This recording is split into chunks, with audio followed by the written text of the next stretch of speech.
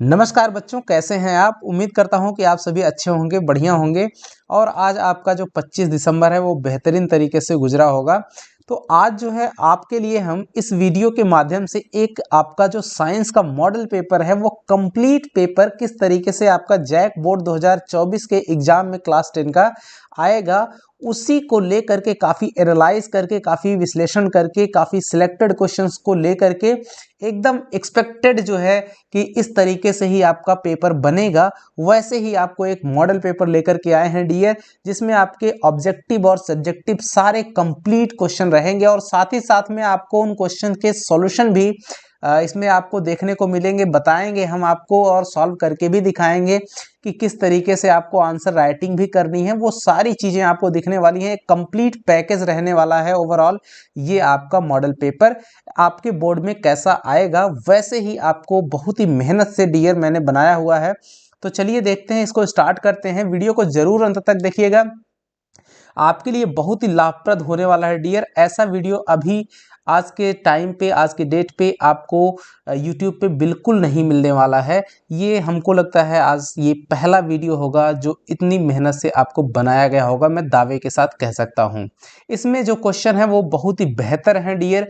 आप वो सब जब पूरा देखते रहिएगा तो आपको खुद ही पता चल जाएगा। इन क्वेश्चन को आप नॉर्मली मत लीजिएगा, क्योंकि ये काफ़ी सिलेक्टेड, काफ़ी अच्छे इंपॉर्टेंट क्वेश्चन हैं और ओवरऑल पूरा आपका जो साइंस सिलेबस है, पूरे सिलेबस को यानी कि पूरी बुक से जो है सिलेक्ट करके क्वेश्चन मैंने रखे हुए हैं। किस किस एरिया से कैसे कैसे क्वेश्चन बन सकते हैं वो सारी चीज़ें रखी हुई हैं। थोड़ा बहुत अंतर आ सकता है ऑब्जेक्टिव क्वेश्चन की संख्या में, नंबर ऑफ ऑब्जेक्टिव क्वेश्चंस, बस, और ज़्यादा कुछ अंतर नहीं आने वाला है। आई थिंक थोड़ा बहुत ही मूलभूत परिवर्तन हो सकता है, नहीं तो ऐसे ही तरीके से क्वेश्चन बनेगा। तो चलिए देखते हैं कि क्या क्या ये क्वेश्चन है और बहुत ज़्यादा आपका टाइम किल भी नहीं होने वाला है। मुश्किल से आधे घंटे का वीडियो ये बनेगा, उतने में ही हम लोग, उससे भी कम समय का आई थिंक ये वीडियो होगा।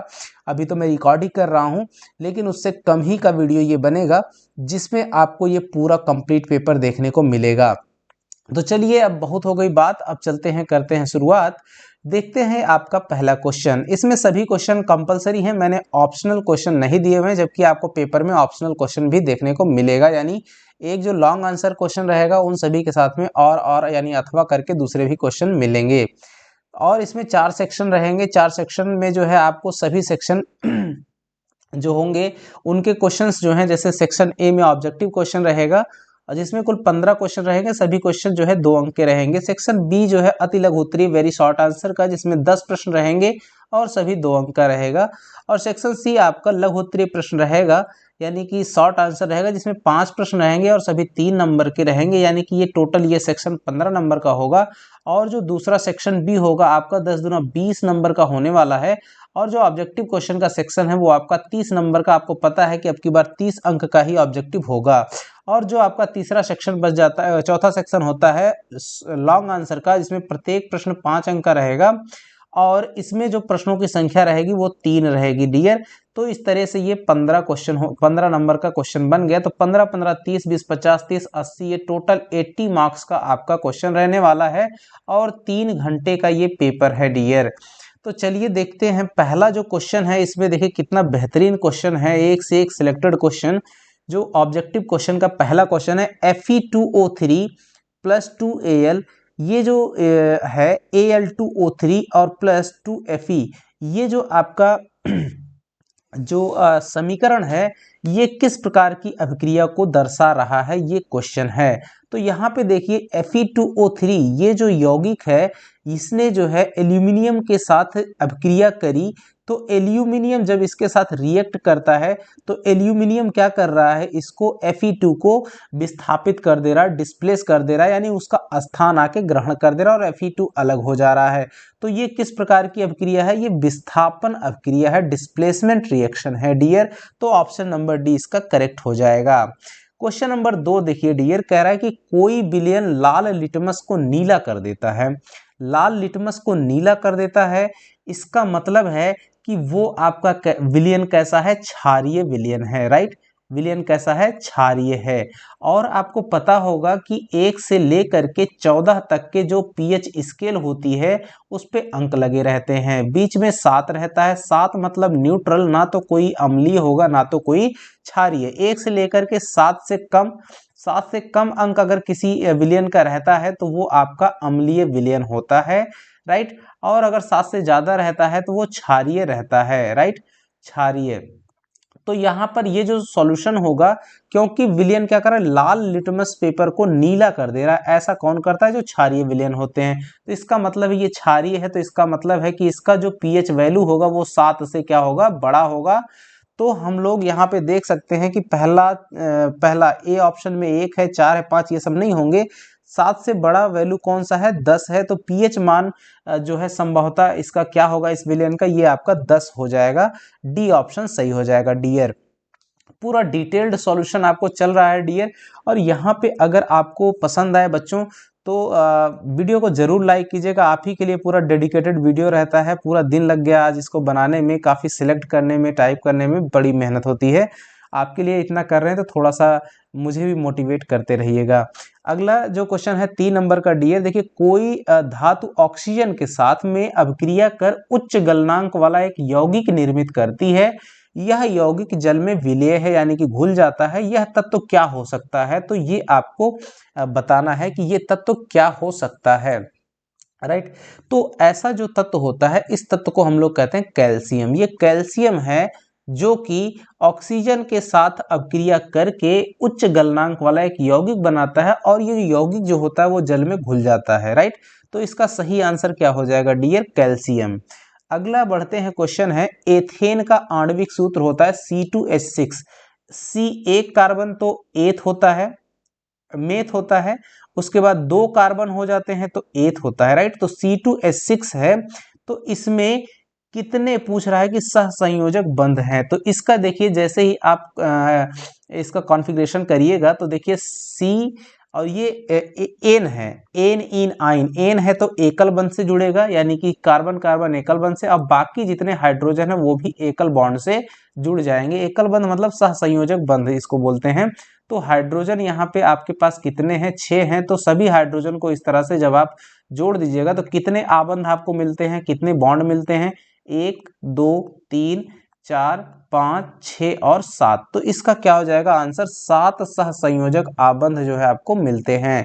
देखिए एक होता है एन, राइट, एन इन और आइन, राइट, आइन। तो an alkane alkene alkyne, right.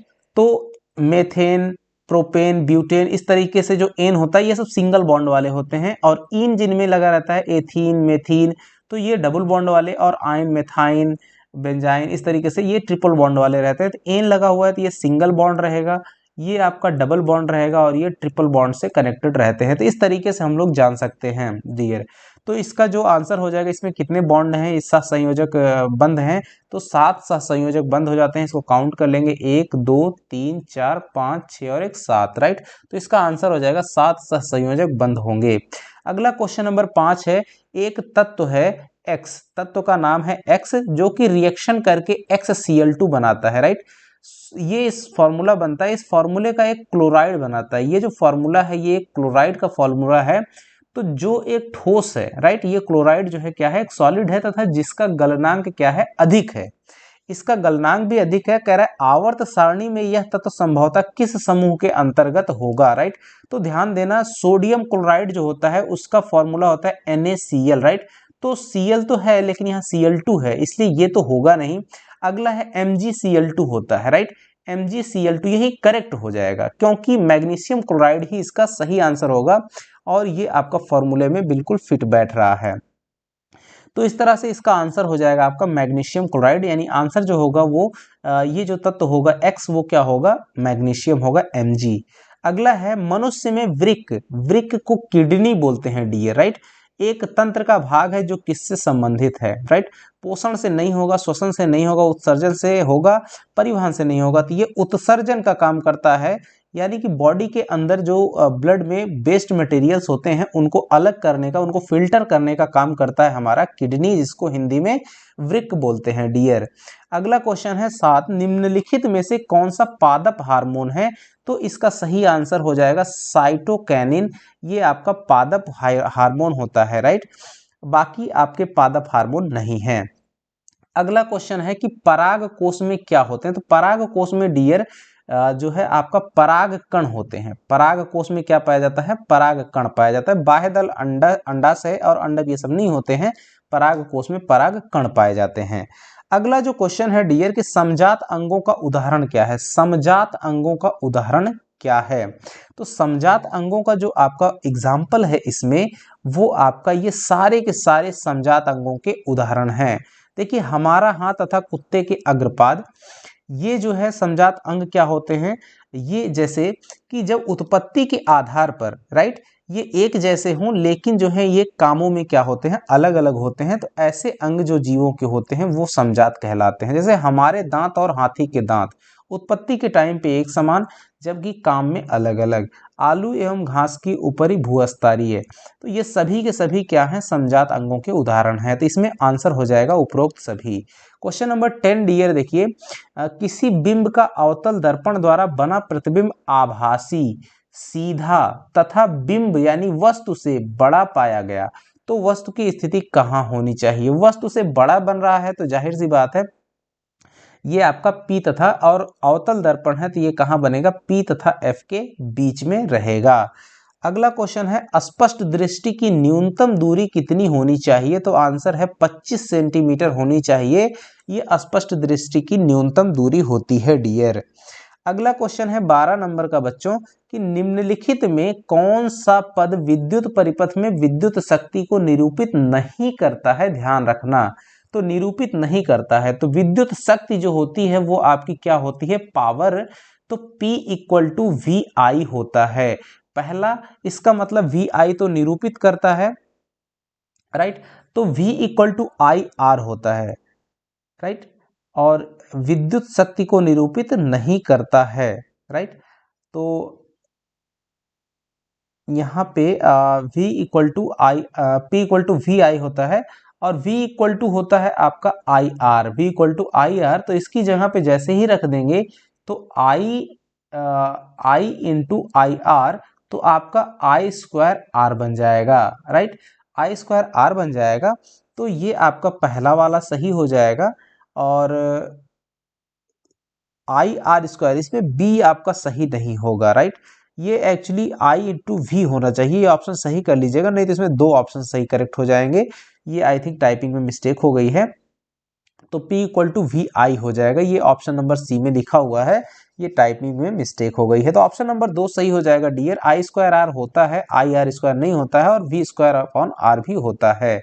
तो इस तरीके से जैसे ही इसमें आई को चेंज करेंगे, जैसे v equal to I R है, तो यहाँ से i equal to V upon R replace कर देंगे इसी क्वेश्चन में। तो देखिए क्या बन जाएगा? p equal to V into और v अपॉन आर, सो बन जाएगा v स्क्वायर अपॉन आर। तो v स्क्वायर अपॉन आर भी होता है, आई स्क्वायर आर भी होता है, और वी आई भी होता है, लेकिन आई आर स्क्वायर नहीं होता है। तो ऑप्शन बी सही हो जाएगा। अगला है विद्युत धारा उत्पन्न करने की युक्ति को क्या कहते हैं? विद्युत धारा उत्पन्न करने की युक्ति यानी डिवाइस, युक्ति को अंग्रेजी में डिवाइस कहते हैं। तो इसका सही आंसर हो जाएगा आपका डियर, जनरेटर से हम लोग विद्युत धारा उत्पन्न कर सकते हैं। तो विद्युत धारा उत्पन्न करने वाले यंत्र का नाम होता है जनित्र, यानी जनरेटर भी इसको बोला जाता है। क्वेश्चन नंबर 14 देखिए, कह रहा है निम्न में से कौन जैव मात्रा ऊर्जा स्रोत का उदाहरण नहीं है? जैव मात्रा मतलब जो आपका बायोडिग्रेडेबल चीजें हैं उनसे उत्पन्न ऊर्जा उत्पन्न होने वाले जो सोर्सेस हैं, तो लकड़ी बायोडिग्रेडेबल, गोबर गैस, कोयला, ये सब हैं। लेकिन ये आपका नाभिकीय ऊर्जा जो होती है ये आपका जैव मात्रा ऊर्जा स्रोत का उदाहरण नहीं है। अगला क्वेश्चन 15 देखिए, कह रहा है डियर निम्न में से कौन आहार श्रृंखला मतलब फूड चेन का निर्माण करते हैं? तो घास, गेहूं, आम, फूड चेन का मतलब जैसे एक को दूसरे ने खाया, दूसरे को फिर तीसरे ने खाया, इस तरह से फूड चेन यानी इसकी एनर्जी इसमें, इसकी एनर्जी फिर अगले वाले में, इस तरह से ब्रेक होती हो। तो घास और गेहूं से कोई संबंध नहीं है क्योंकि दोनों लगभग एक जैसे ही हैं, तीनों पौधे हैं। घास बकरी, घास को बकरी खाती है और बकरी को फिर मानव खा लेता है, तो यहाँ फूड चेन बन रहा है, यानी ऑप्शन नंबर बी आपका सही हो जाएगा। यहाँ पे आपका आहार श्रृंखला बन रही है। बकरी, गाय, हाथी में कोई नहीं बनेगा, घास, मछली तथा बकरी में भी नहीं बनेगा। अगला क्वेश्चन, अब अगला सेक्शन आ जाता है dear very short answer question, यानी अति लघु उत्तरीय प्रश्न का। तो श्वसन कैसी रासायनिक अभिक्रिया है? तो ध्यान देना डियर, श्वसन जब हम लोग करते हैं तो ये हमारा श्वसन करने में हमारा जो भोजन है वो उसका पाचन होता है, और वो पाचन होने के दौरान आपको इसमें ऊर्जा का इसमें जो ऊष्मा है वो उत्सर्जित होती है, राइट। इसमें ऊर्जा जो है क्या होती है, उत्सर्जित होती है, यानी ऊष्माक्षेपी अभिक्रिया है, राइट। ऊष्माक्षेपी अभिक्रिया, ऊष्माक्षेपी का मतलब होता है, इसमें लिखेंगे ऊष्माक्षेपी अभिक्रिया आंसर में, ऊष्माक्षेपी अभिक्रिया, ऊष्माक्षेपी अभिक्रिया है। क्यों? ऊष्माक्षेपी का मतलब होता है जिसमें ऊष्मा उत्पन्न हो। तो श्वसन करने के दौरान जब भोजन का पाचन होता है तो ऊष्मा उत्पन्न होती है, इसलिए इस अभिक्रिया को कहते हैं ऊष्माक्षेपी। और दूसरा होता है ऊष्माशोषी, एक अभिक्रिया होती है जिसमें अगर आपको बाहर से ऊष्मा की जरूरत पड़ती हो तो उसको हम लोग ऊष्माशोषी कहते हैं। दिष्ट धारा के एक स्रोत का नाम लिखना है, यानी कि डीसी करंट सोर्स का एक नाम लिखना है। डीसी करंट जो होता है वो जैसे शुष्क सेल, आपने देखा होगा शुष्क सेल जो बैटरी होती है वो आपका डीसी करंट का एक उदाहरण है, राइट। शुष्क सेल हो गया, जैसे जो टॉर्च वगैरह में लगता है, तो वो आपका एक डिस्ट धारा यानी डीसी करंट का एक सोर्स है, उसका नाम हो जाएगा। तो आंसर में लिख सकते हैं शुष्क सेल। अगला क्वेश्चन है, वाहनों के अग्रदीपों में किस दर्पण का उपयोग किया जाता है? तो आंसर लिखा जाएगा अवतल दर्पण लगता है, राइट। अग्रदीपों में अवतल दर्पण इसका सही आंसर हो जाएगा। अगला क्वेश्चन है, आधुनिक आवर्त सारणी में जो तत्वों के वर्गीकरण का आधार है वो है उनकी परमाणु संख्या। तो इसका सही आंसर हो जाएगा परमाणु संख्या, राइट। परमाणु संख्या। क्या स्टेटमेंट है? आधुनिक आवर्त सारणी में जो तत्वों के जो तत्वों का वर्गीकरण है वो उनकी परमाणु संख्या के आधार पर किया गया है। संतरे में कौन सा अम्ल पाया जाता है? 20 नंबर का क्वेश्चन डियर, ये आपको बताना है। संतरे में कौन सा अम्ल पाया जाता है? तो आंसर है सिट्रिक अम्ल पाया जाता है। खट्टे पदार्थ जो भी होते हैं उनमें क्या पाया जाता है? सिट्रिक अम्ल पाया जाता है। नींबू हो गया, संतरा हो गया, इस सब में सिट्रिक अम्ल पाया जाएगा। आंवला हो गया। अगला है, ऐसी युक्ति का नाम बताइए जो विद्युत ऊर्जा को यांत्रिक ऊर्जा में बदल देता हो, राइट।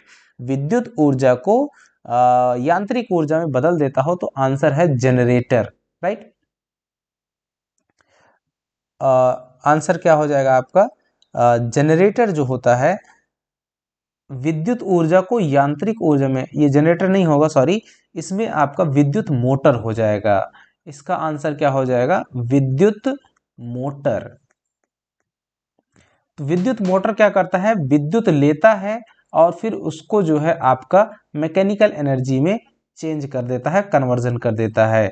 लेकिन अगर यांत्रिक ऊर्जा से विद्युत ऊर्जा में बदलने की बात कहते तो वहां पे जो है तब आपका सही होता आंसर जनरेटर। जनरेटर क्या काम करता है कि वो यांत्रिक ऊर्जा यानी कि चल करके फिर से जो है विद्युत ऊर्जा में उसको कन्वर्ट करता है। अगला क्वेश्चन है 22 नंबर की, एकल जीव प्लाज्मोडियम, एकल जीव है जो प्लाज्मोडियम, उसमें किस विधि द्वारा जनन होता है, राइट। तो ये आपका बहुखंडन विधि के द्वारा जनन करता है। कैसे जनन करता है? बहुखंडन विधि द्वारा। किस विधि द्वारा जनन? तो बहुखंडन विधि द्वारा जनन करता है। किसी उभयलिंगी जंतु का नाम, उभयलिंगी जंतु का नाम मतलब जिसमें जो है मेल फीमेल दोनों जो पार्ट्स होते हैं वो एक ही में रहे, ऐसा जीव। तो ऐसा जीव हमारा सबसे फेमस है किसान का मित्र, जिसको केंचुआ कहते हैं, राइट। केंचुआ, केंचुआ हो गया आपका। तारामीन एक मछली होती है, वो भी उभय लिंगी जीव होता है। और एक आपने सुना होगा फीता कृमि, फीता कृमि, राइट, ये भी आपका उभयलिंगी जंतु में आता है। तो कोई एक नाम आप लिख सकते हैं इन तीनों में से। अगला क्वेश्चन है कि जीन कहाँ पाए जाते हैं, तो आंसर में लिखेंगे डीएनए में आपका जीन पाया जाता है, राइट। तो आंसर क्या लिखा जाएगा, डीएनए में। ऊर्जा के एक स्रोत का नाम लिखिए, तो सबसे बढ़िया जो स्रोत है वो है सूर्य, राइट। तो इसका सही आंसर हो गया। तो इस तरह से हमने सेक्शन बी भी कंप्लीट कर लिया। अभी तक देखिए 20 मिनट भी नहीं हुए हैं, तो इसमें हमने सेक्शन बी तक कंप्लीट कर लिया। अब सेक्शन सी की बारी आती है। देखिए सबसे पहला जो क्वेश्चन है 26 नंबर, चुंबकीय क्षेत्र रेखाओं के 3 गुण लिखिए। काफी पॉपुलर सा क्वेश्चन है। तो 3 गुण की जगह यहाँ मैंने 4 गुण आपको लिखे हुए हैं। देखिए पहला गुण है कि चुंबकीय क्षेत्र रेखाएं चुंबक के उत्तरी ध्रुव से निकलकर दक्षिणी ध्रुव में प्रवेश करती हैं। दूसरा गुण है कि ध्रुव के समीप जो क्षेत्र रेखाएं होती हैं वो घनी होती हैं और मध्य में कम घनी होती हैं। तीसरा गुण है कि क्षेत्र रेखा के किसी बिंदु पर खींची गई जो स्पर्श रेखा होती है उस बिंदु पर उस क्षेत्र की दिशा को बताती है।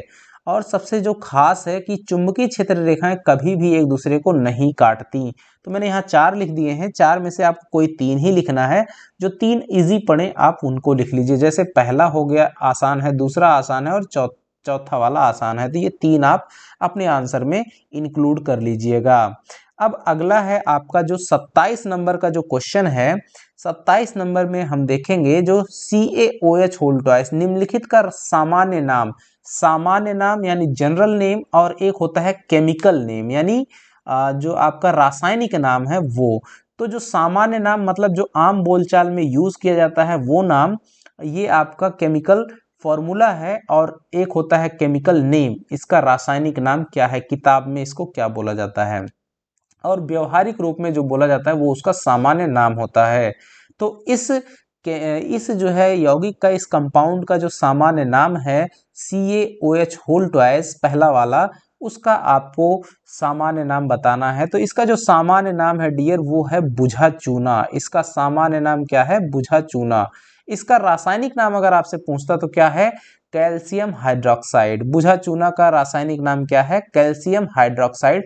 ये भी आप याद रखिएगा क्योंकि यहाँ पे सामान्य नाम की जगह रासायनिक नाम भी पूछ सकता है।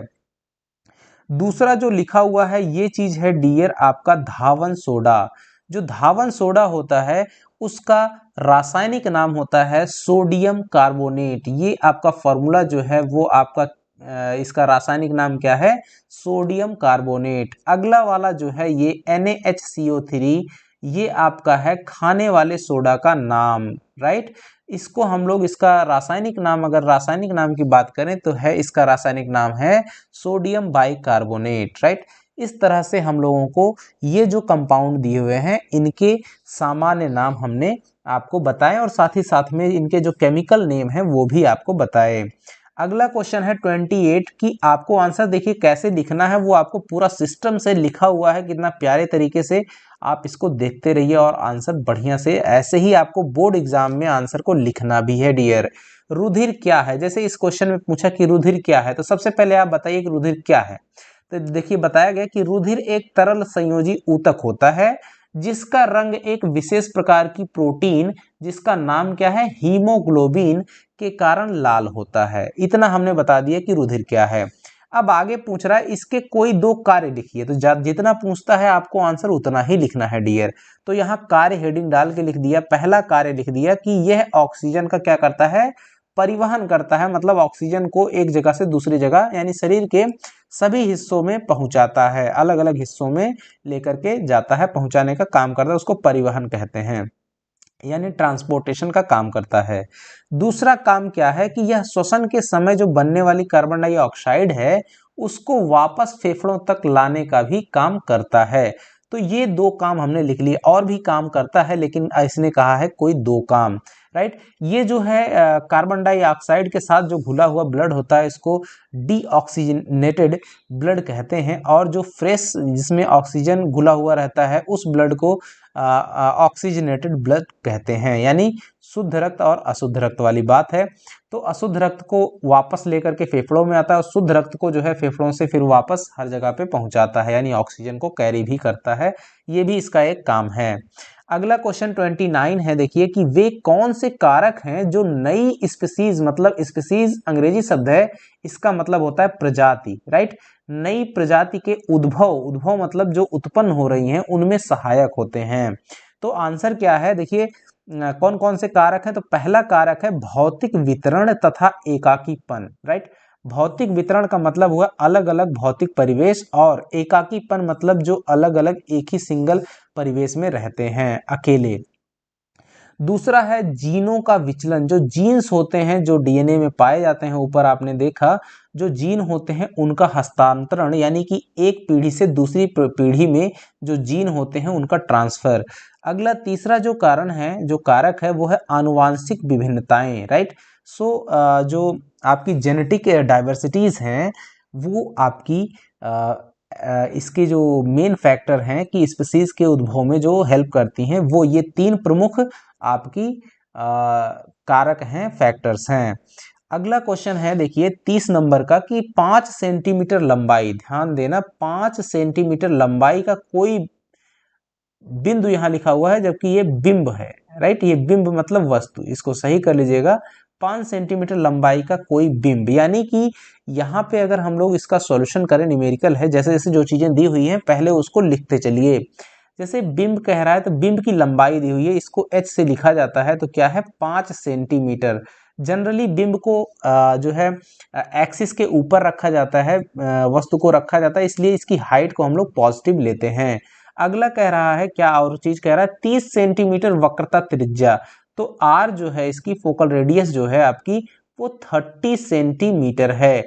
तो यहाँ से अगर हम लोग इसका फोकल डिस्टेंस यानी कि f की बात करें तो वो होता है r/2, जो कि 30/2 बराबर 15 सेंटीमीटर निकल करके आएगा। और मजे की बात ये है कि ये जो है उत्तल दर्पण की बात कर रहा है, तो उत्तल दर्पण की जो फोकस दूरी होती है, फोकल डिस्टेंस होती है, वो हमेशा धनात्मक होती है। ये भी क्वेश्चन छोटा पूछा जाता है डियर, कि उत्तल दर्पण की फोकस दूरी क्या होती है, धनात्मक, जबकि अवतल की क्या होती है फोकस दूरी, ऋणात्मक। इसलिए यहाँ जो f का मान है वो क्या आएगा, पॉजिटिव में ही लिया जाएगा। कह रहा है कि 20 सेंटीमीटर की दूरी पर रखा है, ये जो वस्तु है, ये जो बिंब है, वो बिंब उत्तल दर्पण के सामने कितनी दूरी पर, 20 सेंटीमीटर की दूरी पर रखा है। तो वस्तु से दर्पण से वस्तु की दूरी को u से लिखा जाता है, और जनरली जो है यानी सामान्यतः जो वस्तु होती है वो दर्पण के बाईं ओर रखी जाती है, इसलिए इसकी जो हम लोग मेजरमेंट सिस्टम में देखेंगे तो ये माइनस के साथ में लिखा जाएगा, -20 सेंटीमीटर, राइट। अब जो है यहाँ पर आगे कह रहा है प्रतिबिंब की स्थिति का मतलब कहाँ पर है, प्रकृति मतलब कैसा है, और साइज मतलब कितना बड़ा है, ये आपको ज्ञात करना है। स्थिति कैसे पता चलेगी, यानी v, यानी वस्तु की जो स्थिति है वो हमको v से पता चलेगी, v कितनी दूरी पर है, यानी दर्पण से वो कितनी दूरी पर है। प्रकृति मतलब वो कैसा है, आभासी है या वास्तविक है, राइट। और अगला साइज ज्ञात करना है, मतलब h डैश, ये ज्ञात करना है, राइट। अगर प्रतिबिंब का जो साइज है वो h डैश से लिखा जाए तो h डैश ज्ञात करना है। अब इतनी चीजें हमको निकालनी है, तो सबसे पहला काम जो है हम लोग क्या करते हैं, जो दर्पण सूत्र होता है, दर्पण सूत्र क्या होता है, 1/f बराबर 1/u प्लस 1/v से इसका यूज करेंगे।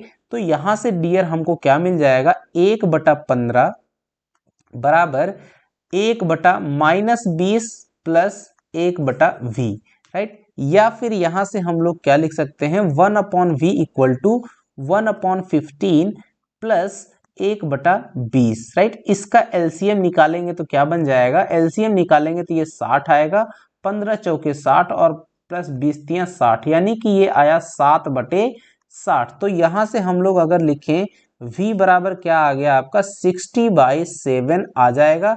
और इसको जब भाग लगाएंगे तो आपका आएगा 60/7 को जब डिवाइड करते हैं तो ये आपका प्लस के साथ में आता है 8.57 सेंटीमीटर। तो v जो है आपका, इसका मतलब क्या हुआ कि वस्तु की स्थिति पता चल गई, क्या कि वस्तु जो है प्रतिबिंब की स्थिति पता चल गई कि प्रतिबिंब जो है आपका दर्पण से प्लस ये इंडिकेट कर रहा है कि लेफ्ट है, दर्पण के लेफ्ट है कि राइट है। तो दर्पण के दाहिनी तरफ 8.57 सेंटीमीटर की दूरी पर है, ये इसकी स्थिति हो गई। अब हमको क्या निकालना है, हम लोग आवर्धन वाला फॉर्मूला निकालते हैं। आवर्धन m बराबर होता है -v/u, राइट। ये आवर्धन का फॉर्मूला क्या होता है आपका, -v/u। तो यहां से -v का मान कितना है हमारे पास, v का मान आ गया 60/7, ये फ्रैक्शनल वैल्यू ले लेंगे और नीचे में आपका 20 है, वो भी माइनस का, तो माइनस माइनस ये प्लस बन जाएगा। तो 60/7 गुना 20, अब 20 से कटेगा ये 3 बार में, तो आ गया 3/7, राइट। ये आपका m आ गया। अब जब m आ गया आपका 3/7, तो यहां से अब हम लोग पुनः जो m होता है वो होता है h-h, जो कि आपका क्या बन जाएगा, h' और बटे में h कितना है 5। अब इन दोनों वैल्यूज को बराबर कर देंगे तो यहां से हमारा h' बराबर किसके, 3/7 के हो जाएगा। सो h' बराबर आपका क्या आ गया, 5 × 15 और बटे में 7, इसको भाग देंगे तो ये आपका आ जाएगा 2.14, राइट। इतना ये सेंटीमीटर में नहीं, इतना सेंटीमीटर आ जाएगा। तो h' बराबर क्या आ गया, 2.14 सेंटीमीटर। और आप देख रहे हैं डियर कि जो वस्तु प्रतिबिंब की स्थिति, प्रतिबिंब का जो साइज आया, प्रतिबिंब का साइज कैसा है आपका, प्रतिबिंब आपका वस्तु जो है 5 सेंटीमीटर की थी, वस्तु आपकी 5 सेंटीमीटर की थी, तो प्रतिबिंब आपका 2.14 सेंटीमीटर का बना। और दर्पण जो था वो आपका उत्तल दर्पण है, राइट। इसलिए और हमको पता है कि उत्तल दर्पण से जो बनने वाला प्रतिबिंब होता है वो वस्तु की अपेक्षा क्या होता है, छोटा होता है, यानी उत्तल दर्पण हमेशा छोटा प्रतिबिंब बनाते हैं। तो यहाँ से हमको ये भी दिख रहा है कि जो इमेज की साइज है वो छोटी आई है वस्तु की साइज से, तो इसलिए हम लोगों को पक्का यकीन हो गया कि ये आंसर सही है। अब हमको प्रकृति बतानी है कि इसकी प्रकृति क्या होगी, राइट। तो यहां से जैसे v का मान आपका प्लस आया, यानी कि जो इमेज है वो कहां बन रही है, दर्पण के दाहिनी ओर बन रही है, राइट। तो दर्पण के दाहिनी ओर बन रही है, और दर्पण के जो दाहिनी ओर का मतलब है दर्पण के पीछे बन रही है, राइट। तो दर्पण के पीछे जब बन रही है तो इसका मतलब है कि वहां पर रियल इमेज नहीं बनेगी, राइट। रियल इमेज नहीं बनेगी, और जब रियल इमेज नहीं बनेगी तो क्या होगा, एक चीज यहां से हम और भी देख सकते हैं कि h का मान क्या है, पॉजिटिव है, राइट। जो हमारा इमेज है वो पॉजिटिव है, इसका मतलब वो एक्सिस के ऊपर है, और पॉजिटिव होने का मतलब है कि ये आपकी सीधी इमेज है, राइट। ये इमेज कैसी है, सीधी है, और सीधी इमेज कौन सी होती है, ये काल्पनिक इमेज जो होती है, वर्चुअल इमेज, वो सीधी होती है। तो h' यानी प्रतिबिंब का चिन्ह जो है आपका धनात्मक है, तो वहां से भी हम लोग कह सकते हैं कि इसकी प्रकृति कैसी हो जाएगी, प्रकृति कैसी है, आभासी है, आभासी या काल्पनिक बोलते हैं। तो इस तरह से डियर हम लोग सारे आंसर कर सकते हैं। उत्तल दर्पण से जनरली जो है आभासी प्रतिबिंब ही बनता है, और प्रतिबिंब की साइज छोटी होती है, राइट। और यहाँ से हम लोग देख लिए कि v का मान आपका पॉजिटिव भी आया। तो ये से कई 2-3 तरीके हैं, यहाँ से हम लोग इस चीज़ों को चेक कर सकते हैं। अब बढ़ते हैं आपका अगले क्वेश्चन सेक्शन डी की तरफ। दीर्घउत्तरीय क्वेश्चन है जिनको हम लोगों को करना है। अब देखिए इसमें क्या है, पहला क्वेश्चन काफी इंपॉर्टेंट, एकदम प्यारा क्वेश्चन है कि ओम का नियम लिखिए और इसका प्रायोगिक सत्यापन कीजिए। काफी इंपॉर्टेंट क्वेश्चन है डियर। तो सबसे पहले ओम का नियम लिखना है, यदि किसी परिपथ का ताप ना बदले तो उस परिपथ के सिरों के बीच विभवांतर उस परिपथ में बहने वाली विद्युत धारा के अनुक्रमानुपाती होता है। यानी कि V is directly proportional to I, right. ये है आपका ओम का नियम। अब इसका प्रायोगिक सत्यापन कैसे लिखेंगे, तो ध्यान दीजिए, यहाँ पे कह रहा है कि चित्र में दर्शाए अनुसार एक बैटरी, स्विच, वोल्टमीटर और अमीटर और साथ ही साथ में एक प्रतिवर्ती प्रतिरोध को एक दूसरे के श्रेणी क्रम में दर्शाए गए चित्र अनुसार जोड़ लेते हैं। तो देखिए फिगर में यहाँ पे देखिए ये क्या है, ये एक एमीटर है आपका, ये एक जो है प्रतिवर्ती प्रतिरोध है, ये आपका प्रतिवर्ती प्रतिरोध है, राइट। इसको इंग्लिश में वेरिएबल रेजिस्टेंस कहते हैं। क्या? Variable resistance, variable resistance, right. और ये वोल्ट मीटर है, यहाँ पे फिगर में आप देख रहे हैं, और यहाँ पे ये बैटरी है, और ये प्लग की है या सिंपली इसको की बोला जाता है और ये करंट का फ्लो है आई, राइट, जो आपको दिखाया गया है। और ये सब एक दूसरे को सीरीज में कनेक्ट करके एक सर्किट बनाई गई है। अब इसी बात को यहाँ पे लिखा गया है कि इस तरीके से चित्र में दर्शाए अनुसार जोड़ लेते हैं। अब क्या काम करेंगे, सबसे पहले स्विच को दबाकर ऑन करते हैं, जिससे जब ऑन करेंगे तो सर्किट में क्या होगी, बैटरी से धारा प्रवाहित होने लगती है। अमीटर से धारा का मान तथा वोल्टमीटर से विभवांतर का मान हम लोग क्या करते हैं, ज्ञात कर लेते हैं, उसकी रीडिंग को देख करके ज्ञात कर लेंगे। फिर परिवर्तनशील प्रतिरोध यानी जो आपका वेरिएबल रेजिस्टेंस है, प्रतिवर्ती प्रतिरोध या परिवर्तनशील प्रतिरोध को स्लाइड पर आगे पीछे खिसका करके प्रयोग को बार बार दोहराते हैं। ये एक ऐसा रेजिस्टेंस होता है जिसको हम लोग क्या करते हैं, एक ही सर्किट में जब वो लगा रहता है तो यानी कि उसके मान को हम लोग स्लाइड्स पर खिसका करके या यूं कह लो कि खूंटी को बदल करके अलग अलग वैल्यू को बदल सकते हैं। यानी इस सर्किट का प्रतिरोध हम चलती हुई सर्किट में ही, यानी लाइट चल ही रही है उसी टाइम पे कैसे वोल्टेज को हम लोग बढ़ा घटा देते हैं, वैसे ही इस प्रतिरोध को हम लोग घटा बढ़ा सकते हैं।